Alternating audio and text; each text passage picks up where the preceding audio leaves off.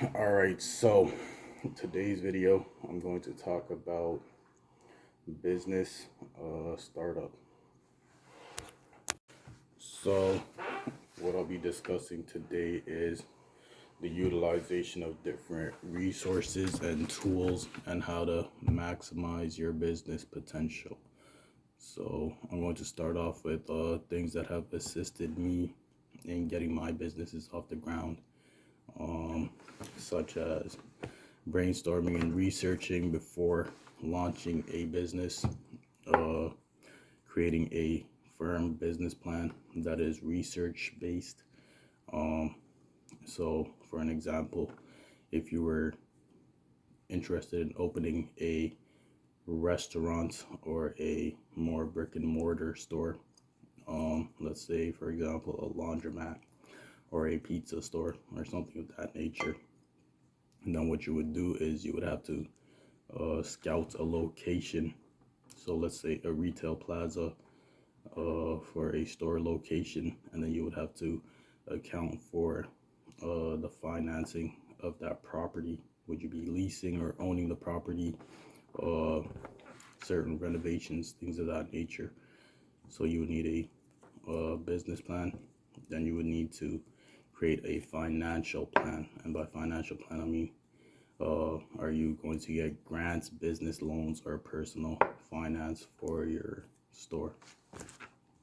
All right, so then the next thing after that is a location. So even if you create a business plan, a financial plan, and you apply for loans and grants and things of that nature, the next thing is the location. So pretty much once you find a location, for example, for my clothing store prior to COVID, uh, what I did was I live in Toronto, so my location scouting led me to Orpheus Road, a store that formerly was a locksmith store.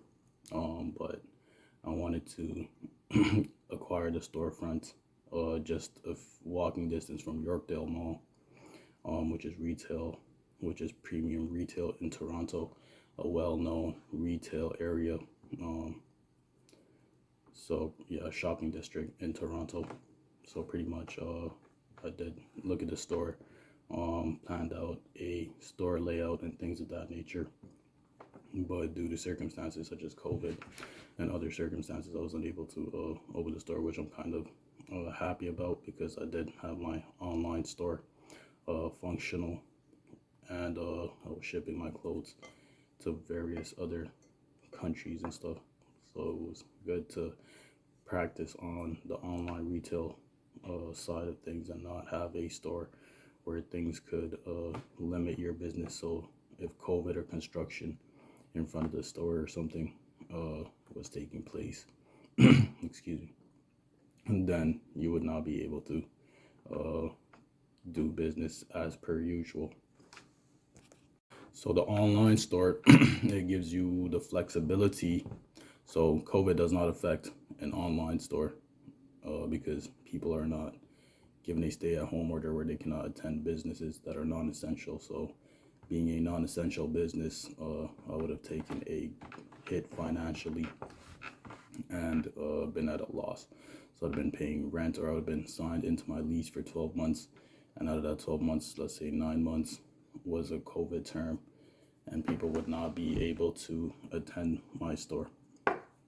All right, so the other thing is store layout planning. So once you do have a store, the layout of your store, such as display, merchandise, POS, points of sales, CCTV, store furniture and decor, stock and inventory, human resources, employee management, things of that nature, and the office as well. So after that, it would be a business domain. So to register your business, as I spoke earlier in the previous video, uh, some people use Shopify, Etsy, Big Cartel, things of that nature to have a online storefront, which is a prepaid web service or a free subscription, um, which is pretty helpful. But you could also have your own business domain, registered business domain, which is always a good idea. So the next thing is branding and marketing. So business cards, logos, advertising, flyers, card decals, mugs, promo items, things of that nature. So what I mean by that is, so for me personally, you could always go and print it out and do your own printouts and things of that nature. But there are places like Vista Print, which I personally use, which saves me a lot of time because I have other things. But I do design my own business cards, like Vista Print or any other place you go to. They will design the logo for you, design your brand, do things of that nature. But if you design your own logos, business cards like I did, then you send it to Vista Print. They will give you a great deal on business cards. In my previous video, I had a business card unboxing from Vista Print, and I showed a business card. I believe it was the first video that I had posted on this channel. So the next thing that I would advise you do is get in touch with an accountant. So personally for me, I was a intern at a accounting firm when I was 19. So I learned the basics of accounting, payroll, bookkeeping, and things of that nature, and taxes. So yeah, so that's a key part of it. Invoices, expenses, receipts. This is imperative to keeping your business going long term. There's no way you will be able to function. That is a necessity. It's almost like the key to the house. There's no way that you'll be able to keep going without your taxes up to date or being registered. So with whoever you need to register with, the IRS in America, the CRA in Canada, which stands for the Internal Revenue Service, or in Canada that means the Canadian Revenue Agency. All right, so I have three things that I have highlighted. So these are the three necessities. These are more important than writing a business plan. These are more important than anything else, even having a business idea. So the first would be taxes, accounting. That would be invoices, expenses, receipts, and bookkeeping. So for me, my experience is that when I was 19, I was an intern at a accounting firm, and during that time I learned the basics of bookkeeping, accounting, and taxes, and it served me well, and it's taken me a long way. So yeah, the second one is legal. So leases, owning, and insurance, things of that nature. And registration. The third one is registration and licenses, fees, and annual renewal. Sole proprietorship and incorporation. So for example, there's independent contractors, there's sole proprietors, there's LLCs, incorporations, things of that nature. So you'd have to find out what your business falls under the scope of. So say you have a lot of board members. So if you have a few board members, let's say like a 5-person panel, so you and your friends want to start a car wash. So now there's 5 of you, and then because the scale of a business like a car wash, which you would need liability insurance, which kind of limits your responsibility. So let's say like you're washing somebody's car, and then another customer who's not paying attention crashes into the vehicle. So you're not held accountable due to you having insurance, because that's out of your control and things of that nature. All right, so those, I cannot stress enough, are the 3 most important factors. So once you decide you want to go into a business for yourself, you want to own some type of business, you want to have employees, whatever you do, no matter what you do, how you do it, 3 things that you cannot avoid is accounting, taxes, the legal aspect. So any documents, legal documents, agreements, things of that nature, leasing, owning, insurance, all that stuff. And then registration and licenses. Some businesses require that you have a annual renewal, while others are there's a certain term. And then registering your business and stuff as a whatever you want to register it as, limited liability corporation, sole proprietorship, things of that nature. So whichever path you decide to go down. So I'll quickly explain what a sole proprietorship is. So pretty much a sole proprietorship or independent contractor is a person who operates, who's an owner operator. That means, like, for myself, I'm a sole proprietor because so let's say for example you have a landscaping company, and right now you don't have any employees. It's just you, yourself, and your equipment. So that would be a sole proprietor. For example, my clothing store, on the sole proprietor, that means I handle all advertising, all creation, all inventory, all communication, sales. Everything is behind the scenes is just me. So that's why that would be a sole proprietorship. So pretty much a sole proprietorship is you by yourself. And then a limited liability corporation, a LLC, or a incorporation would mean that you have a board, so, or you have multiple people who are the CEOs. So pretty much that could mean that you have 5 members on your board. Each one has a significant role, and then your business. So the difference is that in registration, as far as registration wise, so if you become a sole proprietor, the paperwork, the documentation is different from a incorporation or a limited liability corporation, a LLC. So pretty much in the way that you would need a physical business location for a LLC or incorporation, you would need all the information of the board members, so each 5 individuals, and the fees are also different. Whereas a sole proprietorship, you don't need a fixed business address, or like an office headquarters, and it's an individual. So this list isn't done by a order of importance or significance. It's just things I jotted down as I went along the list. So the next one is uniform. As you can see, I have a Pizza Nova hat on. This was from when I was employed at Pizza Nova. And so pretty much the importance of a uniform is that it's a global brand. If it's a global brand, whatever your brand is. So let's say that you're a person who does home cleaning, and you come in just your regular clothes and a hoodie, which wouldn't be too appealing to the client, right? Whereas if you showed up in a golf shirt with the logo stitched on there and a hat such as this with the logo embroidered into it, then that would make the client feel like they're using a safe and reliable company. And that's the importance. But it also, so let's say you do a great job and one of the neighbors notice, and then they see your logo and then they Google it, and that's a way of marketing and getting your brand. That's brand awareness. Okay, so this is also one of the most necessary, or one of the necessities in a business, which is obviously the customers. So now what I mean by customers is customer relations, communication, promotions, upselling, door-to-door calling, customer rewards, as well as long-term customers, so subscriptions.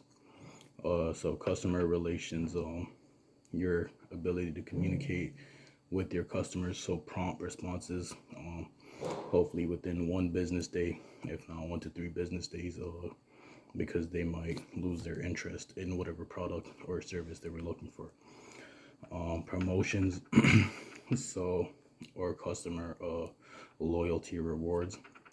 You might give them an incentive of, let's say they were buying winter mitts or gloves.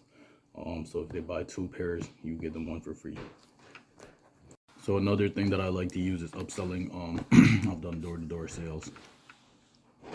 So another important tool is upselling, door-to-door, cold calling, following up on leads, things of that nature. So I've worked as a Rogers and Bell salesperson. So I've done that in the mall, at a retail store. So while I was working as a sales representative in the store, I've done upselling for Rogers and Bell and other like home internet, cable, and home phone, cell phone, things of that nature, those type of promotions. That's where I learned about upselling, door to door, and cold calling, and things of that nature. I've also worked at call centers, such as the Market, Stroke, and Stroke, I believe is the lottery mark. Yeah, so I've done various ways of marketing and customer retention and things of that nature. But that is also important, uh, because so upselling would be, let's say for example, somebody wants to buy a cell phone, but and their current plan is for $25 a month. But there's another plan which is the same plan that they currently have, but maybe an additional 250 texts a month for another $5, additional $5, because you notice that on their account they're sending a lot of texts. So you say, look, there's another plan for $30 instead of your current $25 plan, and that one includes 250 more texts per month or whatever the situation may be. To which they would purchase that because it would make sense for them, right? So door to door is just what it sounds like. You go door to door, and then you give out flyers, or you ask. So if you're scheduling appointments, you can schedule appointments. You could go door to door, and then pretty much if somebody's interested on the spot, they may inquire and be like, listen, I'm either moving, or I've had somebody move out, or I want to upgrade my service, whatever the situation is. So they might tell you their current service option and that they want to upgrade or downgrade to something else, at which time you could schedule an appointment for them, or they might keep the flyer at a later time, call you back. So, and the importance of following up on leads, which is cold calling. So someone might have told you, oh, give me a call in about a week. I just moved in, getting things sorted out, so give me a second and I'll pretty much book an appointment. So you follow up a week later, give them a call on that lead, and there you go, you got a customer. So the next one is promotion and brand awareness. So this is one of my favorites, just because it's something that I learned and I experienced and researched, and just it was a fun learning experience. So promotion and brand awareness is Google listings, AdSense, search engine optimization or SEO, word of mouth referral, business cards, logos on vehicles, Kijiji, newspaper, radio, things of that nature. So now once you have a business, you want people to know that you have a business. So you don't just put up a store and then sit there and don't tell nobody, right? You obviously don't put up a store and then have no signage on the outside, just a blank board that people would walk by, which might be also a cool marketing tool, because people might be curious if they see a blank sign. They might peer inside, open the door, peep inside, and be like, oh, what store is this, right? It could cause curiosity. So if you have like a clothing store and you got a blank sign, that could be a marketing tool or a marketing campaign where you do that for a couple days just to raise curiosity. All right, so Google listing and AdSense. So the first thing you probably want to do is get listed on Google. So once you put up your business, you got everything rolling, and then you want people to find out that you had the business, and you go on Google and you type in, let's say for example, I'm not even sure. So let's say like stationary items. So a person who has a stationary item business, such as markers, other things, papers, paper refills, ink cartridges, things of that nature. So once you go on Google, you type this in, and there you go. There's a couple local listings of businesses that offer these products and services. And that's the purpose of Google listing. Plus, it'll help you find local businesses rather than driving across town to somebody who closes by the time you get there. All right, so the next one is search engine optimization. So that would fall under Google listing and AdSense, or even coming up on other social media like Twitter, Facebook Marketplace, Instagram, things of that nature. So once you search your business, you come up as one of the top listings, things of that nature. And then word of mouth, referral business cards. So, and other tools like logos on vehicles. So if you put a big a big logo on your vehicle, on the side of your vehicle, whenever you're stopped at a traffic light, just like buses sell ad space on the side of their bus for movies and things of that nature, or local businesses, real estate. So you can use your own vehicle as a promotion tool and put a logo on the side of your vehicle, the back of your vehicle, wherever, and people will see that at the stoplight or when you're parked at the store and things of that nature, or in front of your business as a so if you have a store and you're parked in front of your business and people walk by, it's another promotion tool because they read the vehicle, then they look at the sign above the store, then they obviously know what type of business it is. Word of mouth is probably the oldest way of promoting your business or marketing your business, advertising. A good referral goes a long way. It shows trustworthiness, reliability, honesty, integrity, and things of that nature that every business should have. The other thing is you want to have a good standing if you're registered, and the Better Business Bureau. You want some accreditation. You want your customers to leave nothing but positive reviews on Google, on Better Business Bureau, and any other platform where they could review your business. So to have like a 90% to 100% nothing but good reviews would put you in the top league of businesses, which also would defer you from other business, because obviously if they have negative reviews and you have nothing but great reviews for the past 20 to 40 years you've been in business, then you would probably go a long way compared to other businesses who have bad reviews. The other thing is, so business cards, it's good to always have a business card on you. Some people have multiple businesses, things of that nature, so the business card could have all the businesses, or a specific business.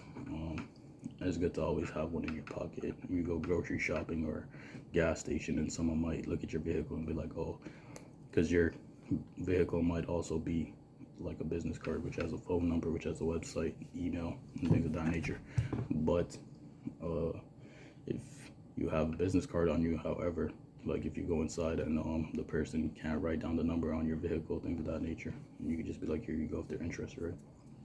So having a business card is always good. So then there's other methods like newspapers, radio. So when I worked at an accounting firm, what we did was we put an ad in the newspaper. So I watched the process. So pretty much the accountant sat there. He's like, oh, I need to raise brand awareness. So what he already had was store signage, which is the sign outside the store. Then he had he had a billboard in the plaza.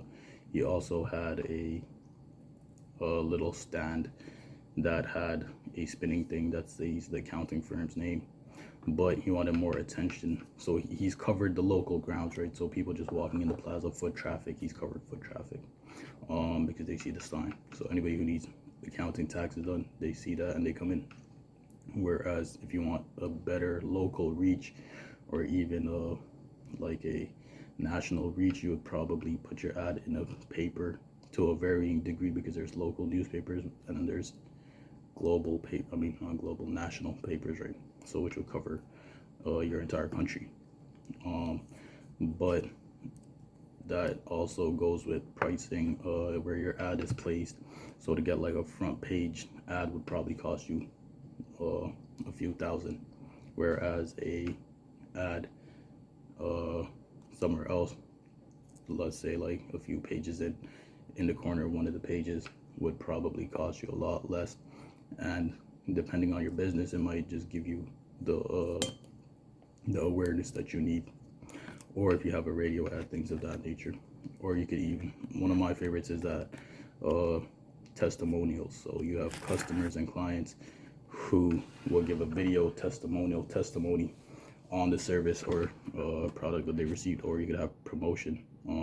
So you could send them items or do service for them and have them. So let's say a social media influencer, a local personality, a radio personality, a TV show host, somebody of that nature that has a bit of influence in the community that you're trying to reach. They're able to make people aware of your brand. And that's the bottom line. That's the goal, right? So once you establish the business, you want your business to be know that it's a business and it exists and that you're functioning. All right, so the next one is customer retention. So now that you have your business going, you've taken care of all the legal things, you've done everything financially, and you've registered, you got your business rolling, there's people coming in, things of that nature, you're booking appointments. Now the next thing is customer retention. Like I mentioned, this also falls into customer reviews, but at the same time there's customer retention where incentives, where you could offer incentives. You gotta work on customer relations. Some people know their customers by name. They have a file for each person that calls in or they come into contact with. So they'd be like, oh, if you walk into the person's business, they'd be like, oh, hold on, go to the back and get your file, or that type of thing. Whereas personal, it's a personal experience for the client, depending on what your business is. So if you were like more into the home industry, like renovations and things of that nature, and the person has previously done cabinets with you, and they walk in, and instead of treating them like a new customer, you say, hold on a second, oh, I remember you, you're the person that did this job. And they're like, yeah. So you could offer them a discount for being a repeat customer, things of that nature. Let's see, so seasonal appointments are annual according to refills or scheduling next appointment. So another example is, let's say you do eaves trowel cleaning, which is seasonal.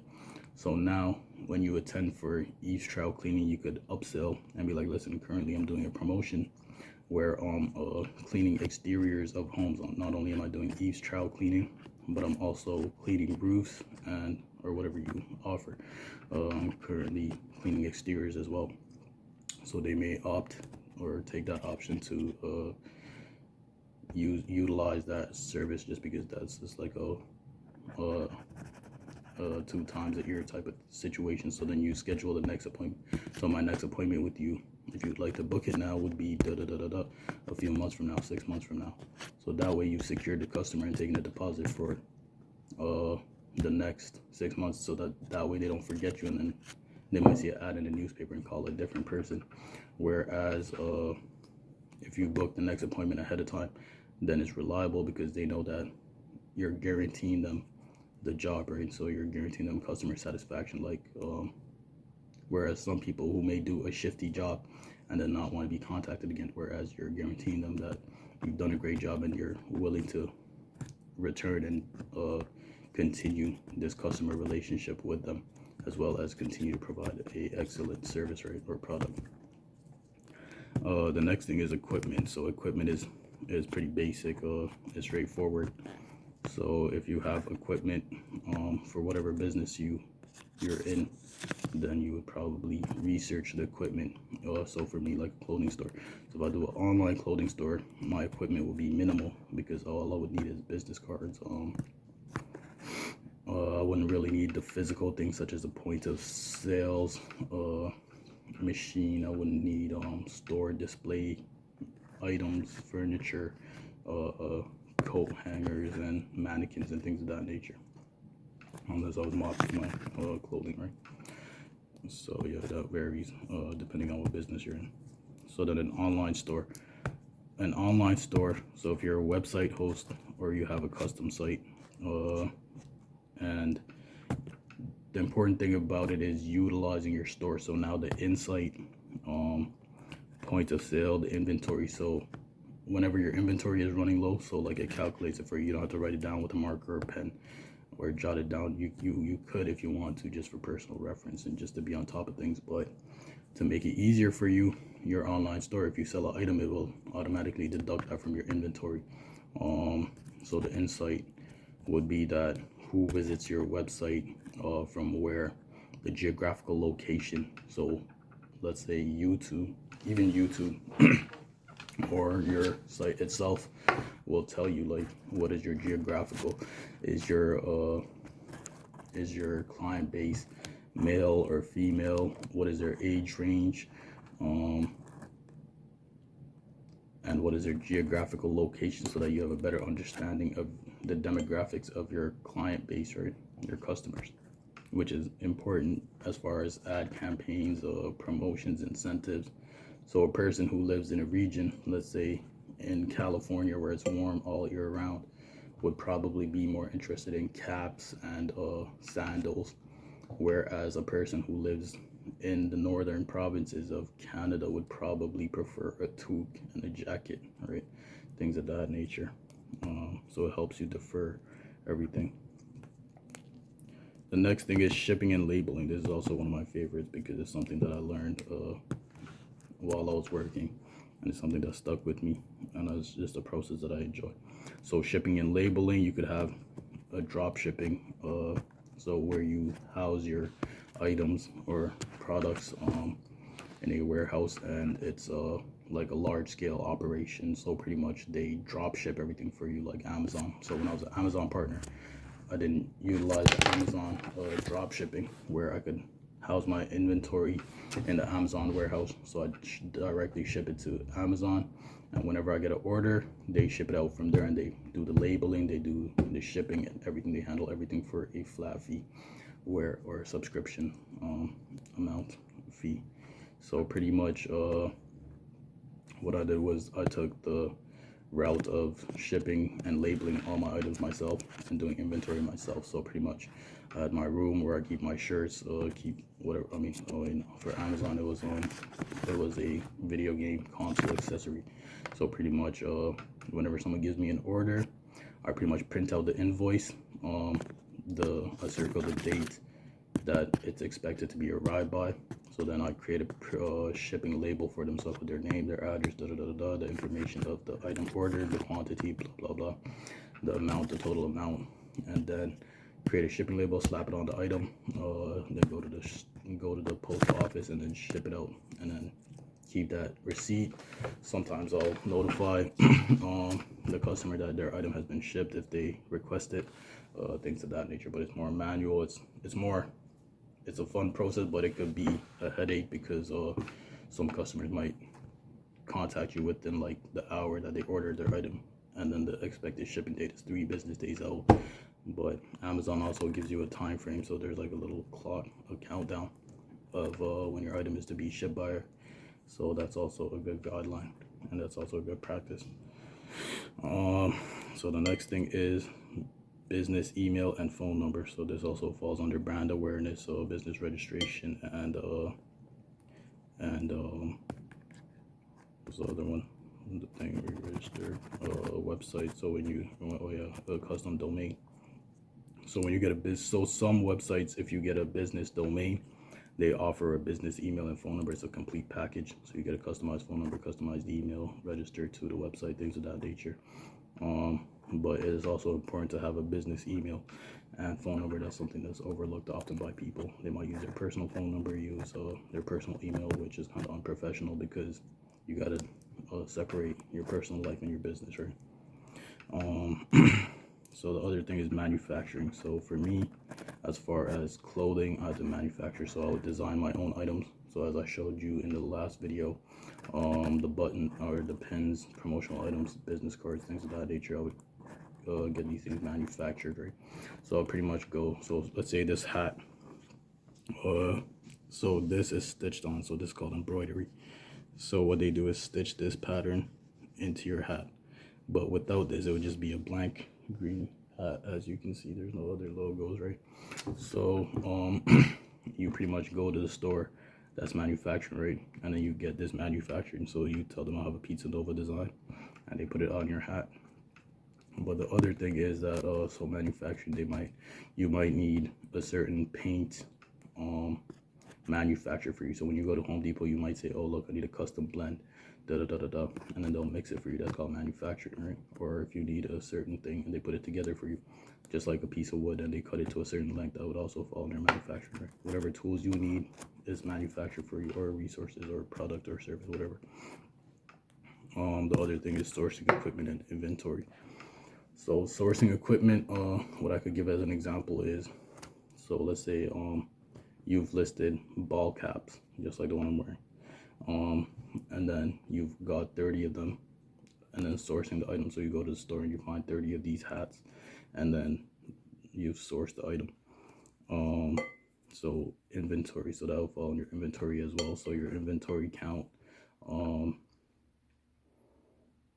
housing your inventory, things of that nature. And by housing inventory, I mean like warehousing, or having a designated place to put your inventory, inventory organization, inventory counts, replenishment, things of that nature. And there's actually businesses that are services that are inventory services where they do service. I mean, they do inventory counts. They also do inventory replenishment, things of that nature, inventory stocking, and management, things of that nature. All right, and the next one is customer service, communication and follow-up appointments. So I mentioned this earlier about seasonal appointments and things of that nature. So pretty much customer service, communication, and follow-up appointments. So you want your customer service. Well, I also mentioned that with the Better Business Bureau and things of that nature. So yeah, that I've gone over a bit. Pricing of services and products. So this is something that people overlook as well. So now, in your businesses, products and services range. So how do you price it? So you can't. So you got to look at your competitors, right? A good way is like, let's say you're selling water bottles, then you Google the price of water bottles in your area, what they're selling for at the local grocer. You go to various retailers and be like, oh, what do you guys sell water bottles for? And they might be like, oh, $2. So it'd be very strange of you to sell water, the same water brand, for $6 or $10. Whereas if you go to any other store and buy the same water bottle for $2, it'd probably be unrealistic for you to sell water bottles at $6 to $10, right? I'm not saying it can't happen, but you would probably want to follow whatever the other prices are right around you, and maybe even at a lower price, just to have an edge over the competition. If you could do that though. So pretty much there's some people that would be able to do that just as a marketing tool or a promotion. Yeah. Prices of services and products, customer loyalty rewards, already went over that. So membership and subscription. So membership and subscription, let's say that you have you have a home cleaning company, and you have the option, you have a package on your website where they can schedule bi-weekly or monthly appointments. So they just, instead of just booking an appointment every time, they just go, okay, they just schedule 2 weeks out or a month out, however frequently they need the service, and then they schedule that appointment with you. So that would be memberships and subscriptions, not the it's not so much like Netflix where you subscribe. It's more like, so once you have a business, it's way different than that, but it's drawing from the same logic, right? And those are pretty much just like some quick business tips I had. I will probably put together an ebook or something of that nature, or have a I do plan to have further business discussions, panel discussions, group discussions with various business owners, interviewing business owners to help people get started up, things of that nature, to know what their journey was, how to keep their business running, things of that nature. So I will have interviews with business owners and podcasts, group panel discussions and things of that nature coming out. So look out for those.